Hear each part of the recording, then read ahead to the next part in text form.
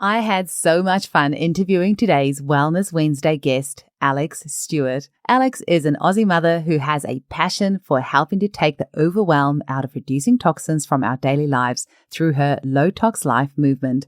I have been a member of Alexx's Low Tox Life Club for a few months, and it's become such a great source of information and support in my life. I love that I can find information on anything from safe cookware and water bottles to grounding mats and makeup. You can find out more about Alexx at lowtoxlife.com, where you can purchase her books, courses, and join her club for only 49 Australian dollars a year, which is cheap as chips. That's about 29 US dollars or about 23 pounds. Also check out her podcast called Low Tox Life. Enjoy the episode. Welcome to the Homeopathy Hangout, where we discuss all things homeopathy from around the world. And now my mum and your host, Eugenie Kruger. Hello, homies, and welcome to the Wellness Wednesday section of the Homeopathy Hangout podcast, where today we have the privilege of hanging out with the lovely Alexx Stuart, who founded the Low Tox Life movement all the way back in 2010. Welcome to the show, Alexx. Thank you so much, Eugenie. I'm really excited to chat with you. It's lovely to have you on, and I'm trying really hard to act normal right now and not fangirl too much. Oh, act normal. We're friends now. We know each other. It's all good. I just want to say that I love your Low Tox Life podcast. I love your book. I've only got the one. I haven't got the other one yet. And I have them here behind me. Look at that. And I'm really loving being part of your Low Tox Life membership. And the Facebook group is so supportive. Isn't it? I call it the happy place of the internet. Yeah. Non-judgmental, people asking genuine questions for everything from, like safe cookware to clothes to everything in between.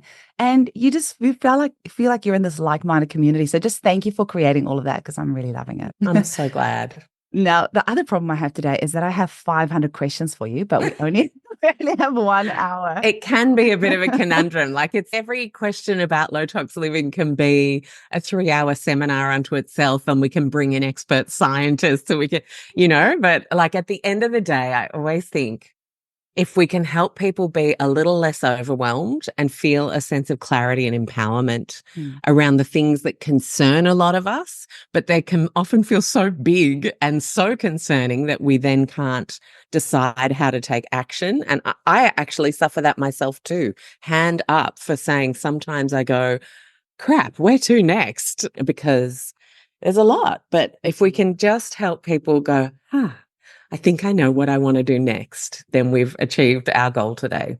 Definitely. And I know you have told your story on hundreds of podcasts and on TV shows and in your book and everywhere else. But for listeners who might not have heard your name, I can't imagine that there's anyone that hasn't.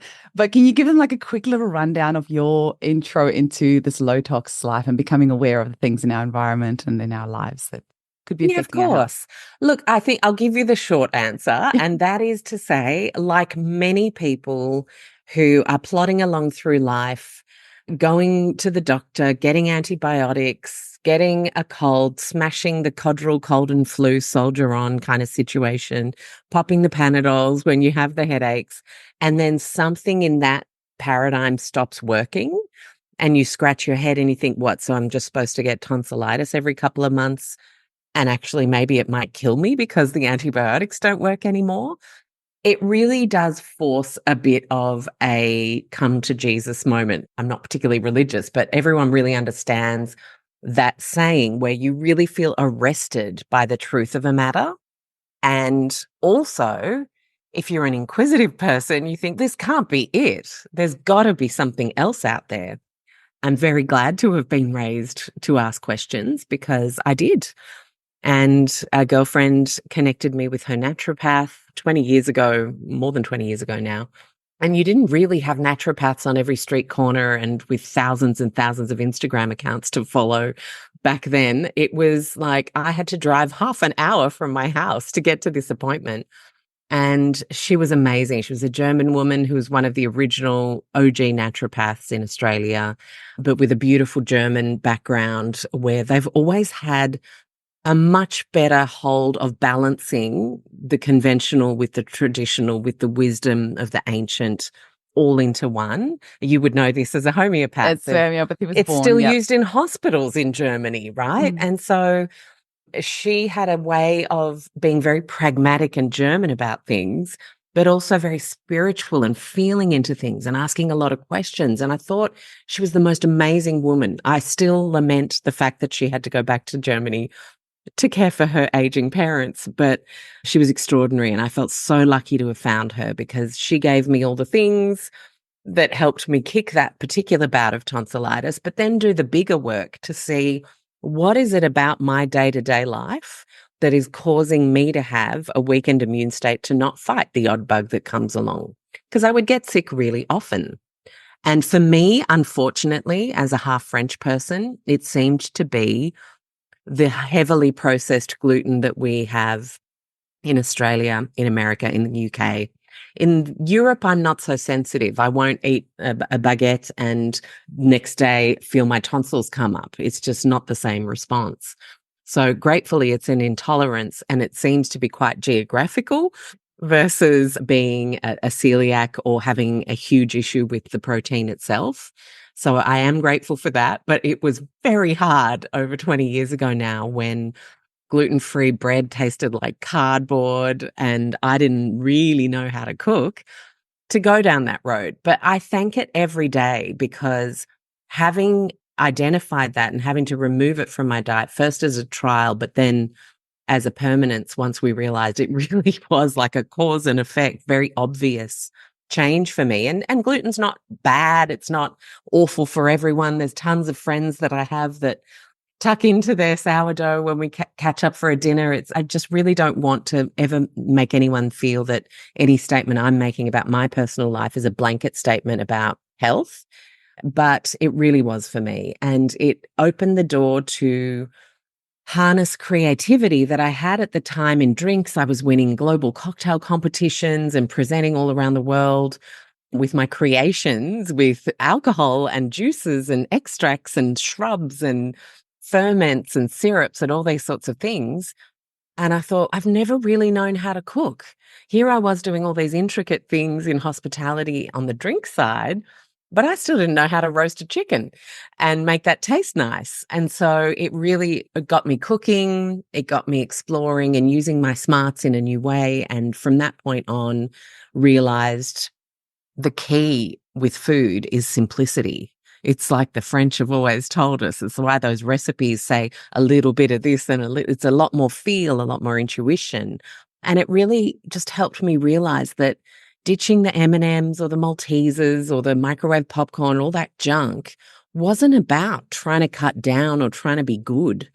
It was actually about, oh my gosh, now that I know all the weird crap they are allowed to put in these things, and now that I know that the CEO is paid 200 times the factory worker in this completely unjust corporate system of food, and now that I know lobby groups can basically buy their way into a particular position on a food pyramid, oh my gosh, I don't want to buy into any of that. I just want to eat my simple food and know how to cook it well. And that was the instigator. And then, of course, once you've looked at food, which often tends to be people's gateway into appreciating low tox living, you then think, what's in my sunscreen? Well, I did anyway. Uh-huh. I think I was one of the first to do it. What's in my tooth floss? And then once I knew that this was actually across everyday life in every aspect of life, you could choose a better cushion. You could choose a better tooth floss. You could choose a better light bulb. Then I just knew I had to do something. I'd always taught and trained in hospitality and in beauty actually originally. And I wanted to use those smarts to create community, education, and empowerment around what I was learning and things that I recognized for some reason I found easy to digest and distill, but a lot of people felt very overwhelmed by. And that was really how it all got started, from a personal health crisis into a bit of a call to arms. Is anyone else interested in this? Is anyone else worried? And it turns out a lot of people are. Absolutely. You've just answered one of my questions I had on here, which was that I always feel arnica is the gateway drug to homeopathy. But so you reckon food would be the gateway drug to people becoming more aware of toxins, or Yeah. is it? Yeah. Because often it's, I've got a rash or I've got a digestive problem, or people asking themselves those sorts of questions around, what is this forever? Who could I see about this? And even GPs these days tend to say, well, have you tried cutting out a couple of food groups and seeing if there might be an allergy? You don't even necessarily have to go to a holistic health professional to have that conversation. And so it does tend to be quite a preliminary conversation. But the problem with doing it now, Eugenie, this is a problem, because now there's a processed food replacement for every allergen that exists. So often people find themselves moving from the cheesy puffs to the gluten-free cheesy puffs, from the dairy-containing flavored yogurt with tons of thickeners and gels to the dairy-free yogurt with tons of thickeners and gels and maybe even sugar or fake sugar. And so it's actually kind of almost gone backwards. Yes, it's helpful that you're not going to have an SOS allergy crisis today by eating that thing, but that is certainly not going to be contributing to your long-term health. And so much conflicting information out there now as well. Yeah. I feel like any food or anything you look at, you'll find exactly the same amount of completely opposite information there. So sometimes it's really hard to navigate what's actually truth and what's not. And let's speak to that, right? Because unfortunately, science today can be bought and paid for. We cannot ignore that reality. It is not a controversial statement. It is to say that a food company can pay a research group to create an environment where a certain outcome will be favorable to them then being able to create a marketing campaign. We are in that reality. And so while we have that, yeah, it's going to be super confusing. So I say to people, instead of fighting beef versus beans, dairy versus non-dairy, all that stuff, start leaning into your body, what you know to be true, raise your own self-awareness about how you feel, energy, strength, stamina, positivity, mood, focus, acumen. After eating certain things, I think, gosh, it's actually, oh yeah, I grow 2 sizes in my tummy after I eat that food. What's going on there? Now, that's not to say that's awful for you forever, but it is a clue that something's going on that's not right for you right now. If you have like infectious responses or allergic responses, then yeah, there might be a bigger piece of work there. But just start ditching the ultra processed food. No one can fight about that being good or bad. And forget all the granular nutritional whole food debates online and labels around diets, keto, carnivore, vegan. We could go on. And actually just think, what food has traditionally helped me feel fantastic? And what can I then do to bring more of that into my diet? And get your annual bloods. That will be a great window into whether you're having like a really good, healthful life at that moment in time. And quite frankly, screw the rest. Like there's some basic things around age, stage, season, lifetime. Women in mid-age, we know that prioritizing protein is very helpful.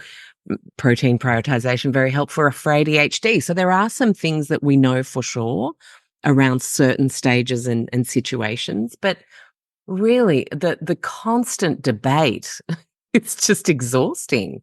It's much quieter if you just go to a farmer's market and buy lovely things from people who care about growing good food and cook and appreciate and be grateful. That's the world I want to live in. I keep saying, I just have to add the bit on the annual bloods, get a LIGO scan done as well. I don't know if you've heard of a LIGO scan. It uses photospectrometry and it goes about 4 millimeters into the dermis and it tells you what your heavy metal, mineral and vitamin status is. I'll send you the podcast episode on that because a blood test tells you what's coming and going in your blood, but the LIGO scan tells you what's stored in your tissues. And so, for example, when I have clients with thyroid issues, I'll pick up on there that their antimony is very high. And antimony is something that comes from endocrine disruptors like your plastics and things like that. So then I can have the conversation with them of what do you store your food in? Do you do Jenny Craig and then heat the food in that plastic? Do you use chopping boards? All those sorts of things. So then break it down that way. And I just also want to say, I agree, just growing your intuition, I always say, is going to be the biggest thing for our children these days, because with artificial intelligence and these types of things, you are not going to know what's real and what's not. So actually growing your intuition so that you can make a decision from that place, I think is the most powerful thing we can teach our children, hey? 100%. Yeah. Are you going to believe the marketing campaign with the bus shelter ads, or are you going to believe the lovely third generation apple farmer from Tasmania? Like, I'm pretty sure I know who is the more trustworthy situation in that picture. And teaching our kids, you are so right. That is so important. People laugh at me, but I taught Seb about how there would be like breakfast cereals with like monkeys and things at the toddler eye level on the bottom shelf of grocery aisles, even in health food stores. They're there.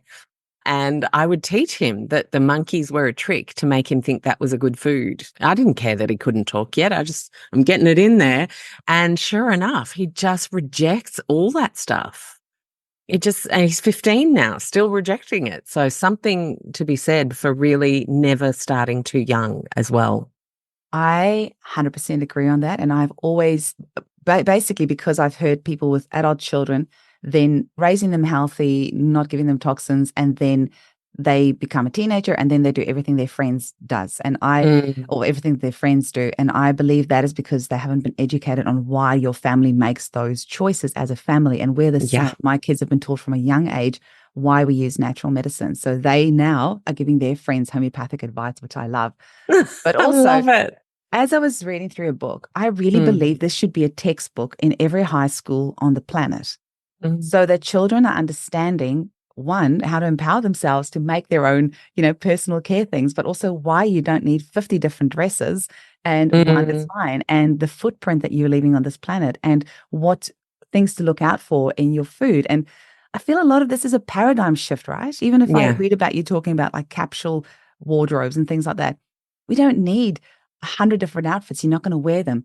But there's this mentality that's what we need, or that we all need to smell a certain way. And that's why we buy these artificial fragrances. But it's a paradigm shift. And so how do we go to change that? And I think a lot of that starts with the kids, like educating them. It does. And it can be tricky if you didn't get to do it when they were small, because the teen tribal pull is strong. And I absolutely recognize that as an issue that a lot of parents battle with. But if you can have any small wins, often with teens, it comes through gifts, I have to say, and making them feel like they get to go shopping. I know it's not ideal, especially given we're talking about buying less. I get that.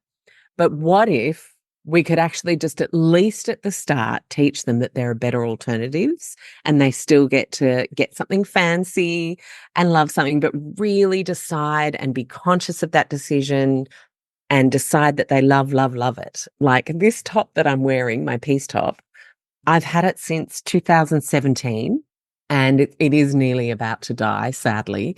I can see the fraying at the edges, but I've worn it hundreds and hundreds of times. I love the color. It makes me feel calm and soft in the mind and cool. I love the word piece. I always come back to that Venn diagram idea that we overlap more than we're different. And for me, it is just a joyful thing to wear all the time. I could wear it every day if it wasn't dirty and needed and washed. So to really help our kids tune into what makes them feel truly excellent and confident and happy in their skin to wear, what a great place to start with clothes. Let's go shopping and choose the most special, loveliest top, not a cool, good price. Stop talking in those languages. Say, can we find a natural fiber thing that you love?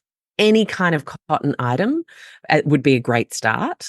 And a really lovely little shift dress, a really lovely little t-shirt. And we choose it and we think, God, I really love that. Not, I need a new top, I want a new dress kind of conversation. But I genuinely love this item and can't wait to own it and look after it and get them to wash it. And get them to connect to the preciousness of having something they really love. I think that is such an important part of the teen conversation. And then with the fragrances, Gosh, documentaries are really excellent because you don't want to be the super uncool middle-aged parent trying to bore them to tears with all the things you're trying to make them not do that are fun. That is definitely not the right card to play with teens. But watching a documentary together as a family, getting your partner on side and saying, look, we really need to talk to the kids about this, but it can't come from us. Are you on my side here to just sit down and watch this documentary that I found? You could watch like Stink, the movie, for example, or you could watch Sean Penn's. Oh gosh, I can't think of it right now, but I'll send it to you, Eugenie, so we can put it in the show notes That'd because be it was great. fantastic around government and sunscreen and fragrance and fertility, Oh, amazing. cancer, and just fantastic filmmaking. And so then it's, gosh, wow, that sucks. Can you believe the companies have been allowed to put this stuff in there? What are we going to do about it? What could we choose instead? I follow this chick online who actually has some safe stores that look really pretty. Use the word pretty with your ladies and or look really cool with your teen boys. And it turns out there are tons of deodorants that don't have any of that crap in there that'll still smell nice. And you can choose the one you like the best. Let's try 2 or 3 and see where you land.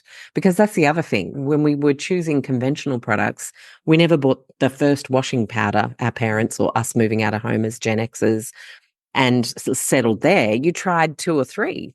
I remember with shampoos, I tried the Pantene and then I tried and then I landed on Garnier Fructis, I remember. And I thought, oh, this smells amazing. And now I smell it if it's in a friend's bathroom. I actually grabbed it the other day. I smelt it out and about. And I was like, that is just so fake because it's been so many years since I haven't been exposed to that kind of stuff in my own home. So it's really confronting how awful it is and how much I used to drench myself in that stuff. But if we can get some little wins and let them try 2 or 3 things over time and find something that they love, it really is possible. But we have to come with compassion, not judgment, not statements like you're doing something toxic and you can't do that and you can't buy that and I won't let you. Like, that's not going to work with anyone over 12. We really do need to give our kids the benefit of the doubt on being able to understand complicated stuff and hit the documentaries. Once they're tweens and teenagers, I can't recommend that model enough for actually getting them to at least appreciate why you care, even if they're going to disagree sometimes. It'll come back. I have a 13-year-old son and an almost 10-year-old daughter, so we're definitely in that stage. I don't think I've ever mentioned this on the podcast before, and I'm sure my son won't mind, but he just turned 13. He has never washed his hair or his body with soap in his entire life. Ever. Wow. Ever. So my daughter started a couple of years ago because her hair was getting so long. So we started using like a bit of shampoo once a week. But actually, I might use the recipe in your book on making your own shampoo and actually just see, because she likes making her own things as well. Maybe get her to make her own shampoo and things like that. We've made our own lip balms and that sort of stuff. She loves it. So maybe if you could have like little DIY parties for the girls when they're like tweens, like, let's make little lip balms together and let's make our own little essential oil roll-ons and things like that. One of my students from the Low Tox Method, my business coaching, she's brilliant. She has this business called Bee School and she does bee workshops in schools. But she's now created a kit, a lip balm making kit. So you could do it for a sleepover and invite the girls and or the boys, whoever wants to make lip balm, frankly. And it's got everything you need in it, beautiful. And then they can make something together. How lovely. Exactly. And then leading on from that, normalizing that as gifting, because we've got Christmas coming up in a little over 2 months. And I am the self-proclaimed Christmas Grinch because I get massively triggered by all the waste. I cannot stand it. I just want to go hide in a bush and pretend that Christmas didn't happen because everyone's walking around frazzled, overspending, being wasteful, buying gifts that they're not going to use. And I just wish we could scrap Christmas as a society. Or just, have you got some top tips on how to make it as less stressful and reduce our footprint as much as possible for Christmas? We'll just go.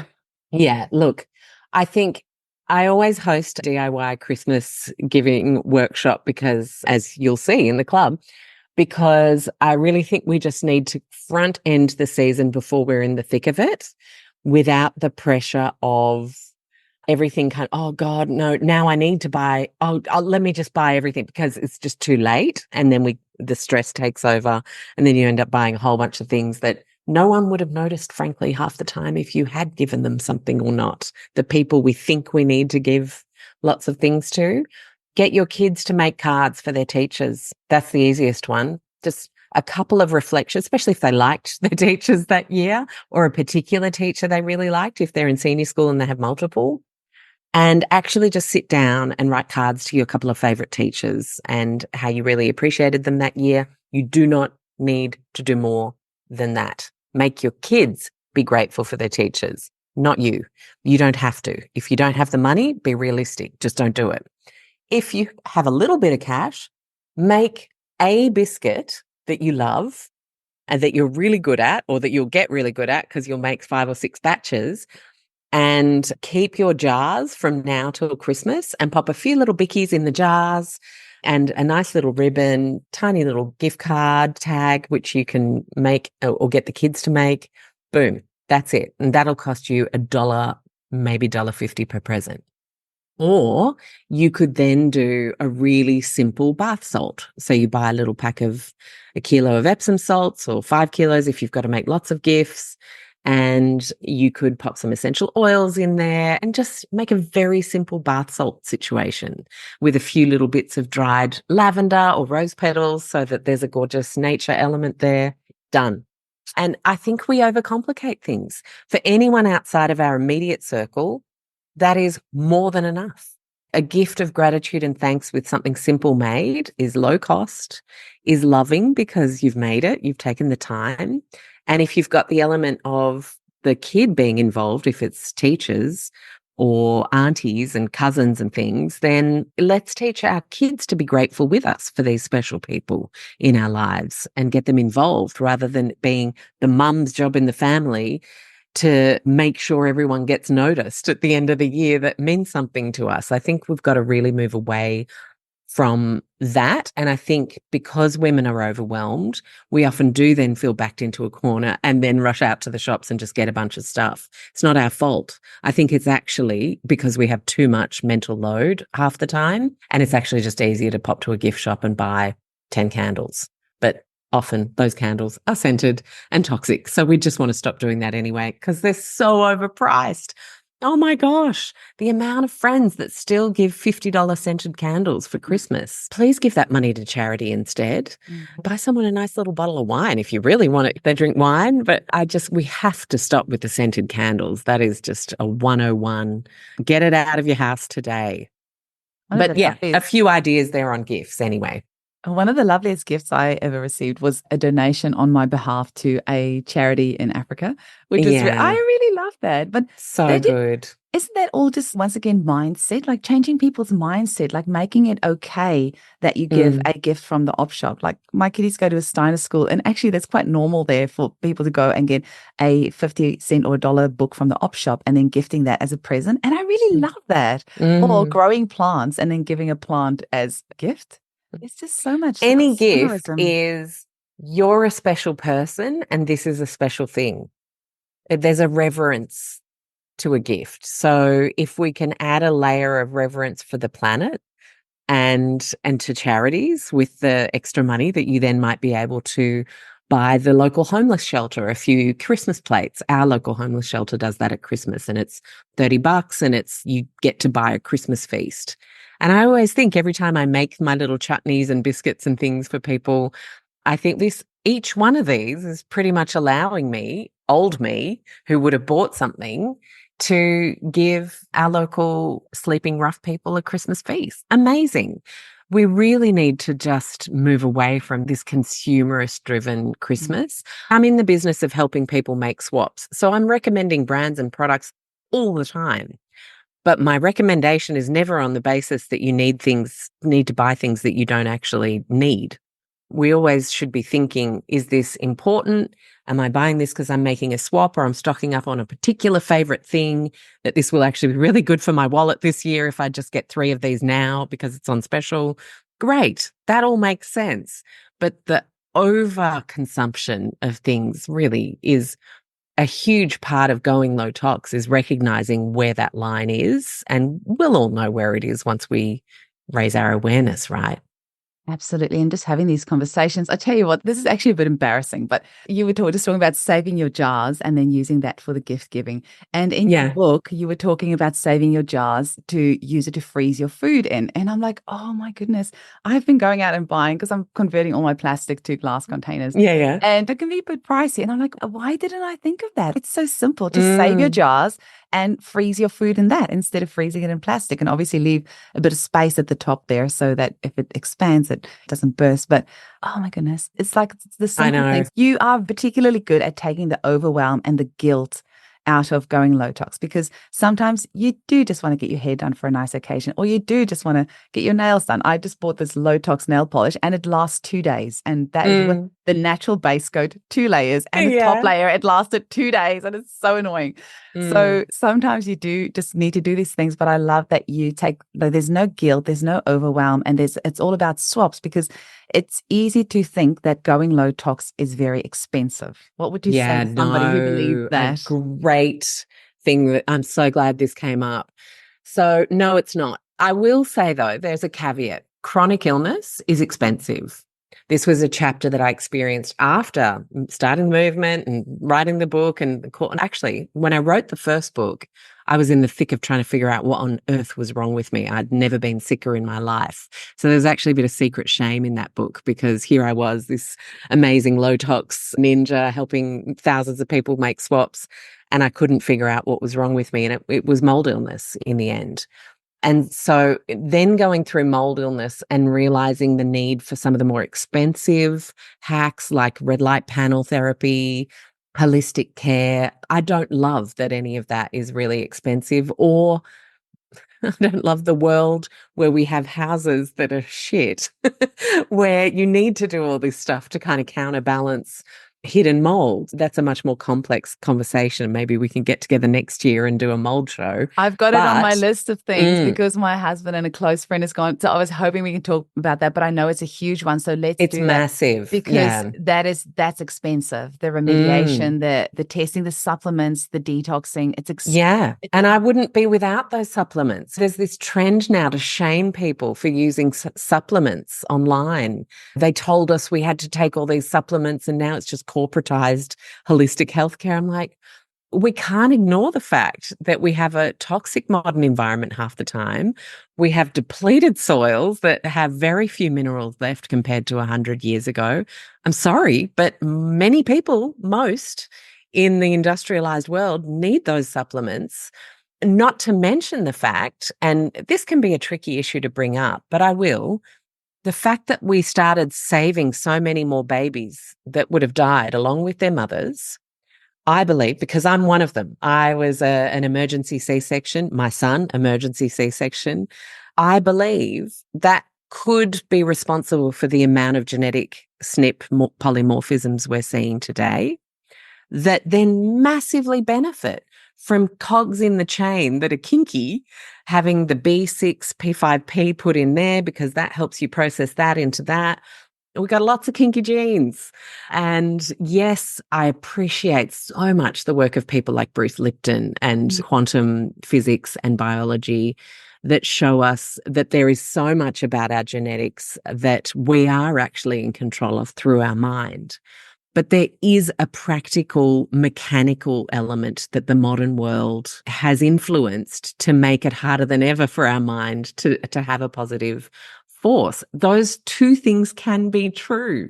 And I think we're all trying to say, oh, it's so simple. We just have to get the sunlight, the sleep, the thing. Yeah, of course they're really important, and we should be prioritizing those before we go granular. But a lot of people still need to go granular. And I think that creates a lot of secret shame around, why is the sun and the whole food and the sleep prioritization not working for me? What's wrong with me? I'm doing everything right. And yeah, that part of going low tox can be expensive if you are in the chronic illness bucket. But if you are not, and you are just out there thinking, I want to do the best for my family and I want to clear up those little patches of eczema on little Johnny's body and maybe go see someone for that, but just clean up our skincare because I know that plays into that now that I've listened to a couple of podcasts. Clean up the washing powder, get rid of the air fresheners and candles. You're actually removing costs. If you're dealing with artificial fragrances, you don't need the toilet duck anymore. You don't need the scented reeds, the scented candles, the plug-in air fresheners.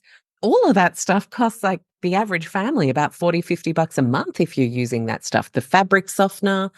So just say goodbye and then reinvest that $50 in the slightly more expensive natural product equivalents. If you then bring in making your own DIY multi-purpose spray, which if you went to the supermarket or to a low tox shop, that would be $5 to $8 to $10 per spray, sometimes even $15, $20 if it's fancy stuff, and just put a half tablespoon of Castile soap in a spray bottle with water. That's your multi-purpose spray. That's all you need. The research shows us how good soap is at getting rid of nasties off countertops and off our hands. That's it. Done. So if you start making a couple of super cheap DIYs in the mix, you could very easily be cost negative or at the very least cost neutral. And that's the good news. So if you take the simplicity piece online and if you take I'm going to see what I can make really easily on board, and then you just swap out the rest and stop buying the things that are toxic, it doesn't cost more. It doesn't. It really doesn't. I know this because I was doing it for years before the chronic illness piece came into my reality. And so I just love simplification as the chief objective of going low tox, because the people who say food costs more when you're going low tox and reducing all the additives are the ones buying the organic packaged versions of everything. Stop the snacks and reinvest the snack money into better whole food meals that you feel full after, that get you through to the next meal. And again, it could be maybe 10%, 15% more cost at most, but then maybe just get the mani-pedi once a month for a special instead of every week like you used to. Just think about your own life. Think about where you're happy to make a concession, where you're happy to cut back, where you now know you didn't even need it in the first place, and it's not more expensive. Absolutely. I had heard such an interesting thing recently that I had never considered before, because I do ask constantly in clinic all these different genetic issues that clients are coming to see me with. Where is it all coming from? It's got to be more than just the environment. And then somebody said with the First and Second World War, they sent all the strong men with the straight teeth, because we're seeing all these narrow jaws these days, which is various issues with that. It's a whole topic in itself. But somebody was saying all these men with the strong teeth and the broad shoulders that are healthy got sent off to the war first.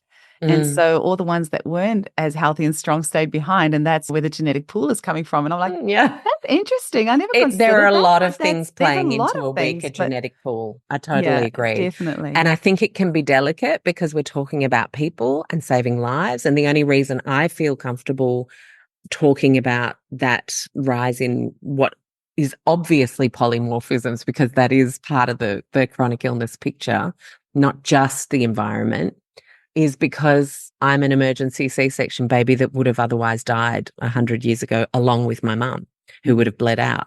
That's just how it would have. Am I thinking, no, we should have died? No, I'm bloody grateful to be here. That's not what I'm saying. But I am saying there is a flow-on effect from being so good at saving every single person's life that we can. We don't have natural selection anymore. We've outsmarted that. And there is something to consider there. I'm not a scientist. I haven't studied it extensively, but I've read some pretty interesting things on the many things that play into why we're at where we're at today. And why not accept the reality of all of them so we can best know how to move forward, is my view. I completely agree with you. I was a little bit cheeky this week and I posted in your Facebook group. I know you did. I saw that. To see if any of your members have some questions that they want me to ask you. And I just want to say kudos to Janine Grant in your group because she posted a whole bunch of amazing questions. Wasn't she a legend? She's a legend. Janine, yeah. You should be an interviewer. I always appreciate because as you do, Eugene, you want to take the time to have it not just sound like another show where it's all like we could do this in our sleep. And my guests always say, gosh, thanks for asking such great questions. And wow, you're really good at this. And it's because you care enough to take the time to think, what is it about this person that I really want to share? What made me interested in their work? And the fact that Janine then took the time to write those beautiful questions, I was like, that is so thoughtful, that list. So what did you like from it? I liked all of them, but I have so many questions. So I'm already like having heart palpitations, looking at the time going, I have 15 minutes. I have to squeeze all the value out of this. It's okay. The one that I really liked is if you could enact one law or policy change to immediately reduce toxins in our everyday lives, what would it be and why? I like that you put the and why in there. I was so conflicted by what I would answer to that when I had a glance at the questions. As someone who suffers mold sensitivity now, possibly for life, given how extensive the initial event was, I would love to enact a law that makes it illegal for any homeowner who rents their properties out to not have a full list of every repair signed by independent contractors all along the way and every water damage event, because the thousands of people who suffer, we were at the point of buying 10 years ago when I first got sick, 8 years ago when I first got sick, but the illness itself was so expensive, we then lost all of our savings to simply just figuring out it was mold. That was actually the most expensive part. These days it's a bit quicker because we have more of an understanding around it. But that is shocking to me, the financial, career, relationship piece around an environmental illness like mold, when people are allowed to be so renegade about just slapping another coat of paint on it and not being honest and getting another tenant in there only for them to become unwell and potentially lose everything as well, I think is a travesty. The rental piece is one piece. Architects shouldn't be able to design flat roofs. Builders shouldn't be able to sign off with their own guy on a build being done properly and assessed at the end of that build. There's so much wrong with building, construction, design, and maintenance. I would definitely enact a law around safe housing and regular maintenance. So that was one, but can I give you another one? Go for it. The other one was no company in the world should be allowed to put forward their safety data sheet with their own internal research as the only check and balance on something being available to consumers. That should be law that is not allowed to happen. Yeah, same with medications, and there's so much that's why I said no company, because pharmaceuticals do it, food do it, cleaning product, building materials, like companies all around the world. Why? Because governments literally cannot afford to keep up with independent testing. The EU does probably the most out of everywhere in the world, and that's why I call Australia America Light, because we follow suit with America and how renegade it's been over there, like real cowboy culture stuff. It's like a cowboy mentality hangover. I get to do what I want. No, that cannot continue. Agricultural chemicals, they're all allowed to say generally regarded as safe. And it takes too long to do the research independently to prove them otherwise. We have to do something about that, because that is another, just like mold being a multi-industry issue. I didn't mention insurance, that's another one. But just like that, the fact that companies of all kinds are allowed to say generally regarded as safe because we've tested it independently in-house should not be allowed. Nor should any politician be allowed to accept money from any company that then sways the way they vote on a bill that represents the people. Those two things. It's an easy fix, right? Does Alex for Prime Minister? Unfortunately, I will never give away my French passport. So I will never be able to be a politician in this great country of Australia, but we can use our voices. And I always say a lot of people sway themselves to different political parties over time based on a single issue that's really important to them.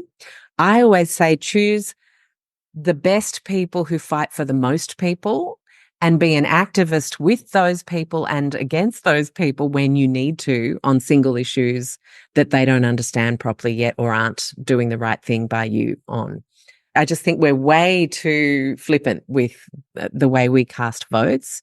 There are always going to be people who care the most about the most amount of people in government, and they're the people we need to back and then have reasonable conversations that are evidence-based and get back to community activism instead of like content creation online. I just think I'm always writing to my local member and picking up the phone and just don't stop doing that. That's the stuff that actually changes things, not liking or posting some outrageous comment against someone else online. That achieves nothing.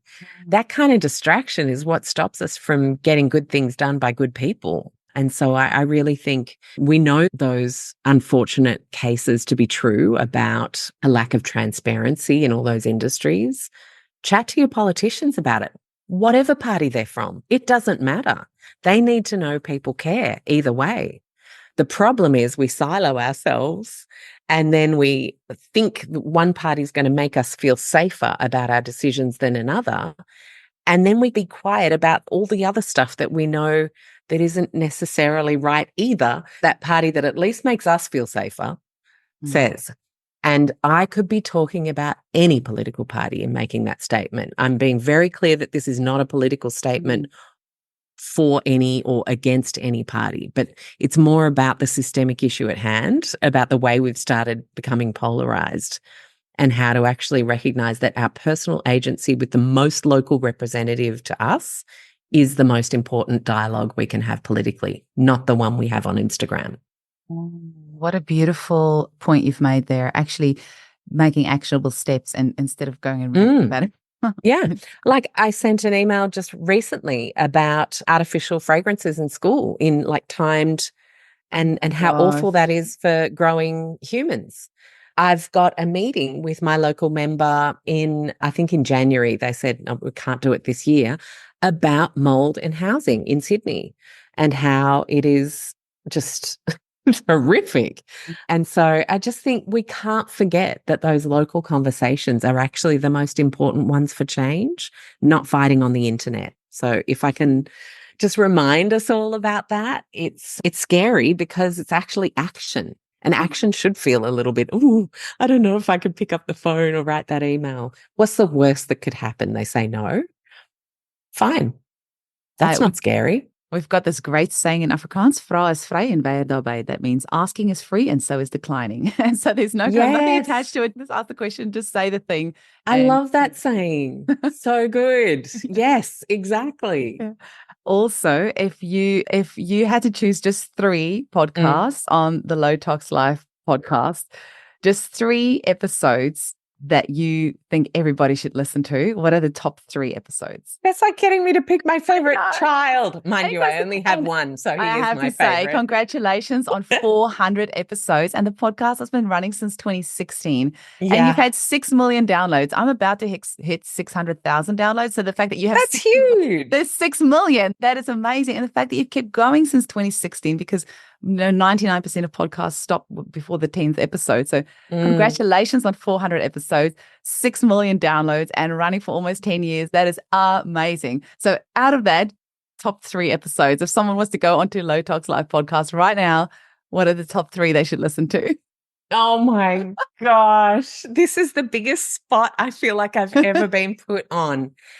Okay. I am going to say the work of Dale Bredesen in cognitive decline reversal and brain health in general, and understanding that it isn't just age, that it isn't just sugar, that there are multiple ways that a brain can develop amyloid plaques, I think is seminal work, and we should all, I've had him on the show 3 times. So take your pick. I reckon all of them should be listened to, because it's just crazy to me that he is not on the front page of New York Times every day.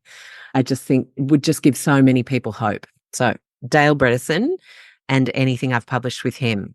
If you're a parent, I've had Maggie Dent on the show 4 times now. Oh, And she's a WA chick from way back. And I feel like people like Dale with brain health and helping make it relatable and help us start to feel more agency and more awareness around some of the things that play into it. I feel like Maggie does that for the parent and the teacher. And she really just helps us relax the heck out of everything about parenting and teaching, and really think about the compassion we need for ourselves and the compassion we need for our kids, because growing up can be hard. In fact, it will be hard at some point for everybody. You don't get away scot-free and have this super cruisy childhood all the way through teens. Even if you have an easier childhood than someone else, you will still be bullied, victimized in some way, feel left out. And Maggie just helps us go, oh, okay, yeah, that's the most important thing to do. Just complete anti-overwhelm. So Maggie and anything I've done with her for sure. And then, gosh, I've had so many amazing people on the show. I will say the show with Bruce Lipton, actually. Oh, I've been trying so hard for so long to get him on my show. He is amazing. He is next just level. incredible. Yeah. There is an oozing of positive vibes that comes from every cell of Bruce's being that you just want to be around. If you're having a crappy day, Google Bruce Lipton YouTube and just spend an hour lifting yourself the heck back up, because he allows us to believe that we have so much more agency than we give ourselves credit for in the way we present in the world, physically, emotionally. I just adore that man and his contribution to science. And so he would be my third. And notice they're all elders. Yes. The people that I have shared. I think I would have shortlisted Gay and Katie Hendricks, and the show that I did with them recently. Gay is the author of The Big Leap, just an incredible personal development book. Katie Hendricks, dance therapy PhD turned just an amazing couple, together for 40 years. Conscious Loving, one of the best books you could ever read if you want to have a great relationship. And so I would shortlist them as well. And they're all elders, because we have to value the people in our communities who have decades of experience in their area of expertise, as well as in life, because it's the convergence of those two things that help those people cut through the bullshit and make us realize what's really important. And yeah, they're the people I nominate.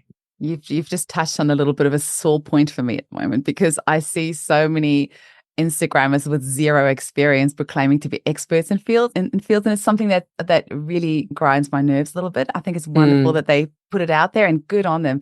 But there is some reverence and respect that we need to give to the people who have actually been in the trenches and actually done the work and actually can teach us from a place of experience, which I think is really important. I feel like the universe is getting me a little bit closer to Bruce, because I'm a co-presenter in the Autumn of Healing Summit in October, and he's one of the 100 speakers. I don't get to interview him, but at least I'll be on the same kind of like same sales page. Yeah, exactly. That's good. But he would be a dream to interview. Now, Alexx, I'm aware of the fact that our time is like, it's like going in a time warp talking with you, because this has felt like 5 minutes and I have another guest to interview after you. Otherwise, I would just like try to squeeze us out even more. Please come back so we can talk about mold some more, because I see so many clients, and it's affected my husband as well, and like good friends of ours. And I see so many clients, which I feel beforehand, I didn't know what I was treating. And now that I'm aware of the mold picture, I'm able to help them so much better. And more people need to know about this. I was completely blown away that we have mold in WA, because we have so much sunshine. It's something that I never knew. But we still have shitty buildings and poor air conditioning maintenance. Exactly right. So yeah, no one's immune to that, unfortunately, with the building codes we've had for the last 30 years. So I would gladly come back. Please. And we'll have to do it like a nice big chunk of time, because it's such a huge topic. It is. And I just want to say to our listeners, please come and join us in the Low Tox Life membership. I say us because it just feels like part of my community too now. Because it is so cheap. It is the cheapest membership I have ever joined in my life. And I know you've done that purposefully so that everyone can afford to join. It is cheapest trip. I think it was like $50 Australian. Yeah, $49. Yeah. It's ridiculous. I do it because, well, I don't prescribe things every month with, you have to have this recipe plan. So it's actually not a huge amount of work for me, but the work is in people appreciating the show and wanting to support the podcast. Yeah. And then for me, it's about the holding space. I jump in for 2-3 hours every single week and add to beautiful answers that other members have given with my own thoughts and recommendations based on my lived experience. And then, of course, our gorgeous member masterclasses. So we'll have to do one with you, Eugenie. We'll do I'd love homeopathy one. I would love that. I just want to say I'm part of another membership, like a health thing, and it's $50 a month. And the person whose membership it is, in the 6 months I've been there, has never, ever been in the Facebook group. There's 5,000 members. Never, ever posted in a Facebook group. So I'm going to leave that group. I know. So yours is cheap as chips. And so much value. I think people just need access. That's always been my thing. I much prefer people to feel like they've got access. And I also think the small paywall, and you're right, it is really tiny, but a paywall of sorts does actually weed out trolling and unkindness on the internet. And it also weeds out people who are there to try and secretly sell people stuff. We just don't have any of that. There's none of that, no. Yeah. But there's also an energy exchange, and I feel like that's such a small energy exchange, like most people can afford it. And I just want to say, hop onto lowtoxlife.com where you can get the book. There's some great articles that you've written for Wellness magazine Being magazine that you can go and read those with great actionable real life tips. Your food book as well. There is your podcast. You've got e-courses. So I think lowtoxlife.com is probably the place where you can find most information. Low Tox Life is trademarked. So that's how it's me. Okay. I didn't trademark Low Tox on purpose because I really thought it was a cool way to describe stuff. So I wanted people to be able to use those words, but people might call themselves Low Tox Farm or Low Toxin Living. That's not me. Low Tox Life, and then it's my stuff. It's the real Slim Shady. I love it. Makes me want to break out into the Eminem song now. Yeah. Oh, Alexx, thank you so much for sharing your value and your wisdom and your knowledge and your passion with us today. I really appreciate it. I can't wait for us to chat again. Me too. Thanks so much for having me. Pleasure.